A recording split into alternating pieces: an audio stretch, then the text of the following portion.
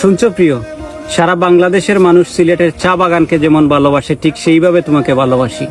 তুমি আমার মনটাকে বিছনাকান্দি রাস্তার মতো ভেঙে দিও না। বিশ্বাস করো, তোমার জন্য আমার বুকে হরিপুর গ্যাস ফিল্ডের মতো দাউ দাউ করে আগুন জ্বলছে। তুমি সারা সুরমা নদীর পানি ডাললেও সেই আগুন কখনো নিভবে না। প্লিজ তোমার মনটা বুলাগঞ্জ পাথরের মতো এত শক্ত করো না। বিশ্বাস করো, আমার মনটা সুনামগঞ্জের শিমুল বাগানের তুলার মতো নরম এবং লালাকালের পানির মতো পরিষ্কার। তুমি আমাকে মৌলভীবাজার হরিণছড়া গল্ফ মাঠের মতো যতই খেলাও না কেন, আমি কিন ব্রিজের মতো সবকিছু সহ্য করে নেব শত বছর। চাইলে তুমি আমার সম্পর্কটা সাতকের সুপার কিট সিমেন্টের মতো মজবুত জোড়া দিতে পারো, কারণ মনটা আমার হাকালুকি হাওরের চাইতেও বিশাল। আর যদি না পারো তাহলে মাধব কুণ্ডের জলপ্রপাতের মতো আমার চোখ দিয়ে সবসময় পানি পড়বে। তুমি যদি আমাকে ছেড়ে চলে যাও তাহলে আমার জীবনটা বাইশমুড়া রাস্তার মতো এলোমেলো হয়ে যাবে এবং কৈলাস টিলার মতো ধ্বংস হয়ে যাবে।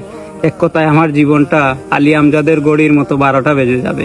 প্লিজ তোমার মনটা জাফলং এর পানির মতো একটু পরিষ্কার করো। আমি তোমাকে নিয়ে হালবিনা গার্ডেনের আনারসের মতো মিষ্টি একটা জীবন কাটাতে চাই।